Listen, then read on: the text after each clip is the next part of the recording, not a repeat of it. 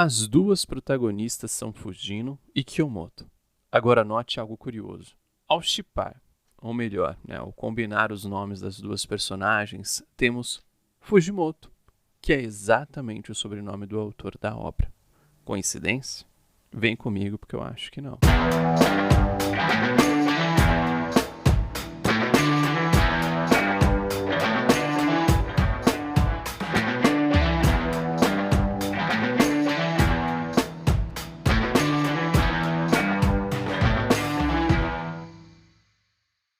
Olá pessoas, olá você, eu sou o Chuck e esse é o 3 Minutos Podcast. Hoje vamos falar sobre um filme que resume bem a nossa infância entre o final dos anos 90 e o início dos anos 2000, onde houve um boom do anime no Brasil.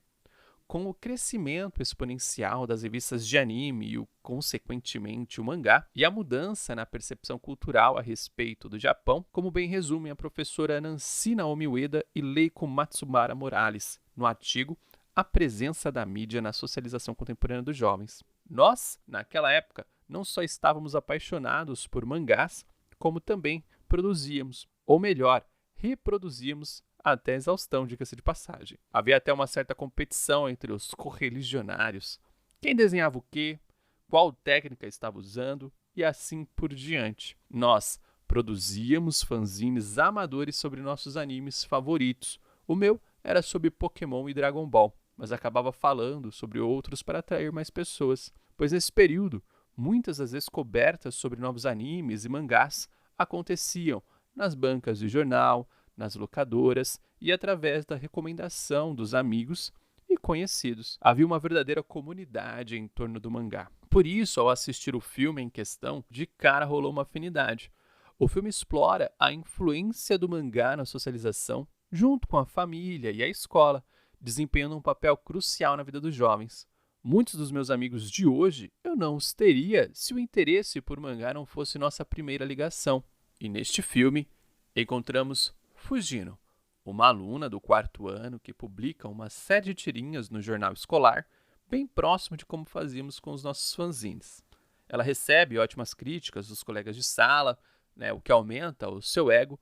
Entretanto, um dia, seu professor diz que Kyomoto, uma aluna que ninguém conhece, quer publicar seu próprio mangá no jornal.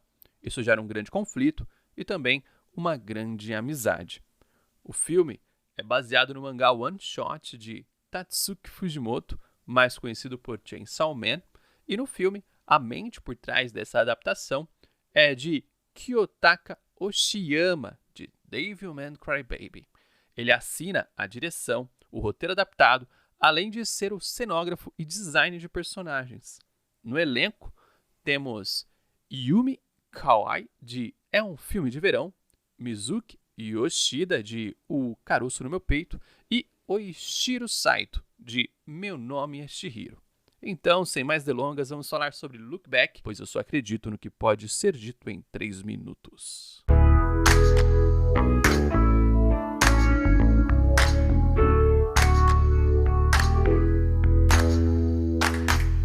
Primeiramente, devo dizer que a animação deve ser considerada uma técnica cinematográfica, e não simplesmente um subgênero como convencionou-se. Essa técnica tem a capacidade de transcender fronteiras de gênero e estilo, oferecendo uma vasta gama de possibilidades artísticas e narrativas. A animação pode ser aplicada a diversos gêneros, como ação, comédia, musical, fantasia e muitos outros. Diferente dos gêneros, a animação é uma metodologia que utiliza a manipulação de quadro a quadro para criar a ilusão de movimento. E movimento é o que não falta em Look Back, uma adaptação animada do mangá homônimo de Fujimoto que mantém fidelidade absoluta ao material original. Kiyotaka Oshiyama opta por animar painel por painel da história em quadrinhos, preservando a profundidade emocional. A transposição do one shot para um filme de 58 minutos é uma escolha perfeita. Ao se evitar encher linguiça com coisas banais, o diretor dá uma maior ênfase na atuação dos atores nos diálogos, para preencher qualquer eventual vazio, capturando completamente a essência do relacionamento e da amizade das protagonistas, tornando-se uma experiência audiovisual impecável. As sequências animadas também são melhoradas com a trilha sonora minimalista de Haruka Nakamura, complementando a atmosfera contemplativa do filme. Assim como a trilha de Ian Tiersen para O Fabuloso Destino de Amélie Poulain, Nakamura cria uma ambientação perfeita. Em seu formato compacto e profundamente emocional, Look Back oferece uma experiência singular que captura a essência das personagens e de suas jornadas centradas na amizade e no crescimento pessoal das protagonistas, Fujino e Kyomoto. Ambas as protagonistas produzem o que se chama de Yonkoma mangá, literalmente mangá de 4 painéis. E essa é a mesma estrutura usada para contar a história do filme, onde o primeiro painel propõe a base da história e ambienta o leitor. O segundo painel se desenvolve a partir da base da história apresentada no primeiro quadro. O terceiro painel é o clímax, onde ocorre o evento sempre imprevisível. E o quarto painel é a conclusão, onde são vistos os efeitos do terceiro quadro. Essa estrutura narrativa em 4 quadros é o cerne da história que o filme quer nos contar. Oshiyama e sua equipe demonstram habilidade técnica e respeito pelo material de origem, mas há um uso excessivo dele. A escolha, da forma de adaptação feita por Kiyotaka Oshiyama não deixa espaço para criação. A equipe foca na técnica e esquece o essencial na criação da arte. Apesar dessa, entre aspas, falha, Look Back ainda consegue ser uma reflexão sobre a dedicação à arte e a complexidade das relações humanas. A adaptação é um vislumbre do talento de Oshiyama como diretor de cinema e do seu potencial como criador e animador. Apesar do talento da equipe de adaptação, o ponto alto de Look Back reside no talento do autor original, Tatsuki Fujimoto. Tanto o mangá quanto o filme possuem um núcleo narrativo construído em cima de dualidades. A primeira dualidade está nas personagens. Uma é expansiva, quase cômica, e a outra é mais retraída, muito sóbria. A própria arte dos cenários e o design das personagens passam a sensação de terem sido feitas por pessoas diferentes numa metalinguagem, assim como o mangá produzido por elas na história, onde uma fica a cargo dos personagens e a outra dos cenários. Partindo disso, Fujimoto destaca questões do trabalho do mangaka e da arte do mangá, mostrando o artista que tem talento, mas trabalha pelo dinheiro, e o artista que busca superar e aperfeiçoar a sua arte e a faz por amor. Até mesmo o trocadilho nos nomes das protagonistas Fujino e Kyomoto, formando Fujimoto, é um aceno do autor para a dualidade presente em seu trabalho artístico. Assim como somos egocêntricos e buscamos reconhecimento, também buscamos a perfeição em nossa arte. Equilíbrio entre essas dualidades é difícil, mas possível. E cabe a cada um lidar com suas escolhas e a sua resposta diante das opções que a vida dá para você. Assim como as escolhas feitas pelo diretor, Oshiyama, em sua adaptação. Nessa piscina de contrastes, temos uma incrível luta por identidade, propósito, além de escolhas para lidar com a autossabotagem, e a força das conexões humanas. Fujimoto nos faz entender que sua obra é sobre escolhas, sobre olhar para trás e ver o que nos trouxe até aqui e as pessoas que fizeram parte dessa jornada e já não fazem mais.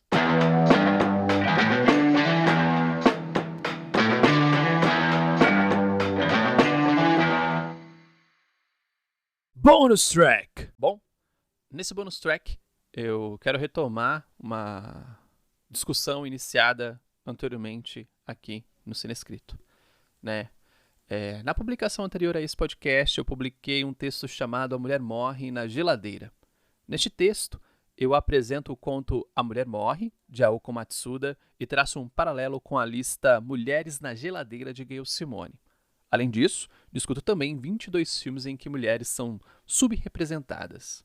E uma forma de se descobrir se um filme tem subrepresentação feminina é fazendo o teste de Bechdel, criado pela quadrinista Alison Bechdel. Esse é um método simples de medir a representação feminina em filmes, séries e outras obras de ficção. E para que uma obra passe no teste, ela deve atender a 3 míseros critérios. primeiro, ter pelo menos 2 personagens femininas nomeadas. Segundo, essas personagens devem conversar entre si. Terceiro, o assunto da conversa deve ser sobre algo que não seja um homem.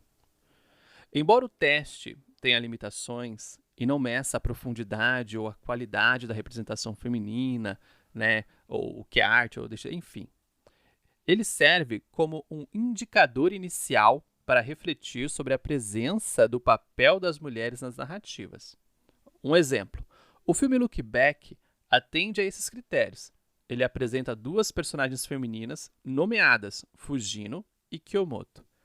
2 personagens femininas que têm conversas significativas sobre os seus próprios interesses e conflitos, não por homens. A conversa não é um homem. Além, das suas interações relacionadas ao mangá e ao jornal escolar, elas discutem o futuro profissional de cada uma. Pasmem! O teste serve como um ponto de partida para avaliar o que você vai ver, o que você pode ver, para não perder tempo vendo coisa bosta. Mas, por um lado, há filmes que não passam no teste de jeito nenhum, como toda a filmografia de Christopher Nolan, diretor e roteirista e produtor conhecido por suas obras de ficção científica, suspense, ação e blá blá blá blá, todo mundo conhece. Aqui, eu vou trazer uma visão geral da sua filmografia a partir do teste do Bechdel e se seus filmes passam ou não no teste. Quer ver? Primeiro filme, Following, de 1998, não passa no teste. O filme é centrado em um homem que segue outro homem e no filme só há uma mulher, sem nome. Ela morre estrangulada. Segundo filme do Nolan, Amnésia, 2000, não passa no teste. Embora tenha personagens femininas importantes, como Natalie, elas não conversam entre si. E Catherine é assassinada durante o assalto à sua casa, que é o que move a história. Um feminicídio move a história. Depois, temos em 2002 Insônia, que não passa no teste. O filme é focado principalmente no personagem masculino, e Ellen Burr e Rachel Clement não têm interações diretas entre si. Em Insônia, também o feminicídio é o que move a história. Percebe o padrão? Depois de Insônia, vamos para Batman Begins, 2005. Não passa no teste. As personagens femininas como Rachel Dawes e Martha Wayne não têm interações. Óbvia, elas são de momentos diferentes. Entretanto, Rachel Dawes, não existem outras mulheres além dela? Kate Holmes nem voltou para o papel para ser explodida na sequência do filme. Mas, sem spoilers, vamos primeiro para o Grande Truque, de 2006, que também não passa no teste. Embora tenha personagens femininas, como Olivia e Sarah, suas interações são limitadas. E tem uma terceira, que é a Júlia, interpretada por Piper Perabo, que é a afogada. E, então, chegamos no grande clássico do Nolan, Batman, o Cavaleiro das Trevas de 2008. Não passa no teste. Rachel, a personagem feminina principal do filme, não tem interações significativas com outras mulheres. Interpretada por Maggie Gyllenhaal, ela está no filme só para ser explodida. Mas pelo menos ele deu nome para ela. Porque depois vamos para A Origem em 2010, que não passa no teste. As personagens femininas como Mal e Ariadne não têm conversa entre si. Mal, interpretada pela ganhadora do Oscar, Marion Cotillard, morre aqui pela primeira vez nas mãos de Nolan. Porque depois temos Batman, o Cavaleiro das Trevas Ressurge, de 2012, que não passa no teste. Embora tenha personagens femininas como Selina Kyle e Miranda Tate, elas não interagem entre si se não for para falar do homem. Miranda Tate, interpretada mais uma vez por Marion, morre pela segunda vez nas mãos do Nolan. E para quem reclamou que ele não dá nome para as mulheres, Aqui ela tem 2, né? Porque além de Miranda Tate, ela também tem o nome Ra's al Ghul lá. Mas enfim, vamos para 2014 para falar do maior conto de fadas de todos os tempos, disfarçados de ficção científica. Interestelar, que não passa no teste. Embora tenha personagens femininas, como Murphy e Amélia, elas não têm conversas significativas, né? No filme temos crianças sem mãe, que são abandonadas pelo pai, que volta no tempo com a ajuda do buraco negro mágico para a filha poder legitimar o fato dele poder ir atrás da mina que estava o filme inteiro atrás de um cara. Enfim, ficção científica nível hard. Mas, para não dizer que Nolan só faz filme estranho, em 2017 tem Dunkirk, que também não passa no teste. O filme é exclusivamente de homens, feito para homens, que falam de homens. Nolan nem sequer cita a Operação Columba, conduzida pelos britânicos. Como ele perde essa oportunidade de falar da maior operação da Segunda Guerra Mundial? Mas enfim, pulando, vou falar mais enfim pra caramba aqui nessa faixa. Enfim, em 2020 temos Tenet, uma sacada genial, que não passa no teste. As personagens femininas, como Cat, não têm interação com outras mulheres e... faz o teste. Não passa, cara. Mas, né, depois de Tenet, temos Oppenheimer, que também não passa no teste. Embora tenha personagens femininas importantes, como Catherine Oppenheimer e Jean Tatlock, suas interações são limitadas e relacionadas a homem. Fora que Oppenheimer casou com uma comunista, traiu ela com outra comunista, tinha amigos comunistas, financiou fuga de comunista da Alemanha, fez o caralho com os comunistas. Mas no filme, Oppenheimer não é comunista. Não que a sua figura deva ser agremiada à esquerda. Falta não faz. Mas é um vislumbre, né, para que a gente saiba, né, quem está contando a história e que história está sendo contada, né, quem está financiando, né, a história que está sendo contada, né, que tipo de verdade ou de realidade estamos vendo em tela. Revisionismo histórico, será? Enfim. Podemos concluir que nenhum dos filmes de Christopher Nolan passa pelo teste de Bechdel. A maior parte das interações femininas, se tiver nome nos seus filmes, caso haja, tende sempre a girar em torno de personagens masculinas ou da trama principal, que é de um personagem masculino. Portanto, né, o teste de Bechdel é uma ferramenta útil para refletir sobre a representação feminina, embora não seja uma medida definitiva.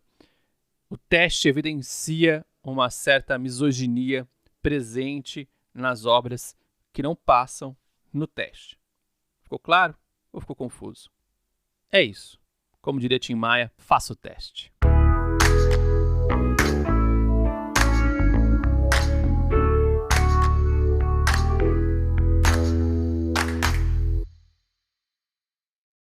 Bom, isso é tudo, pessoal. Look Back foi publicado no Japão em 2021, no momento mais estranho da pandemia, na Shonen Jump Plus, da editora Shueisha. Sendo lançado posteriormente em um volume único impresso, bem bacana, vale a pena a aquisição. Os anos 90, expressos na obra, refletem assim como muitos jovens cresceram naquele momento.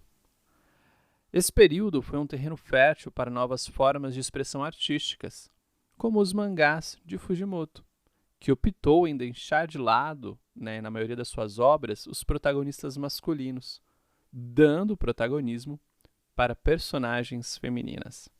Look Back tem uma história realmente sólida, bastante sincera e com uma animação fodida, com personagens tão desenvolvidos que saem rolando de tão redondas que são. No mais é isso.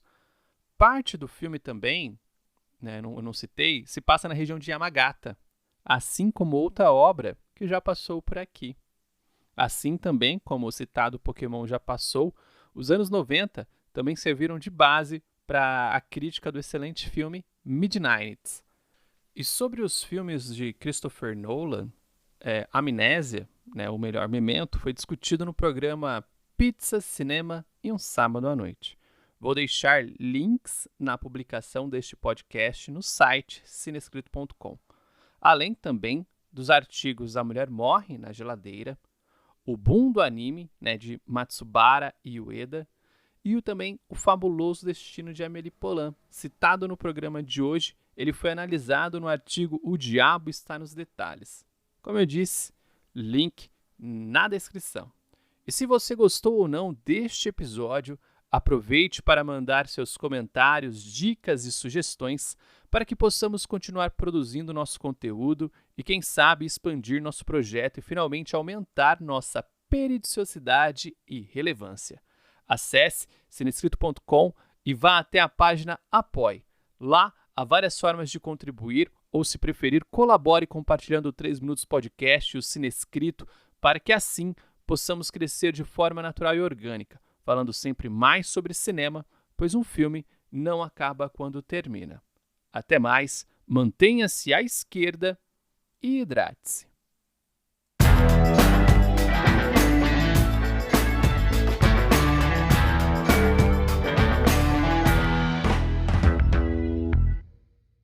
Olhar para trás é a melhor maneira de avançar.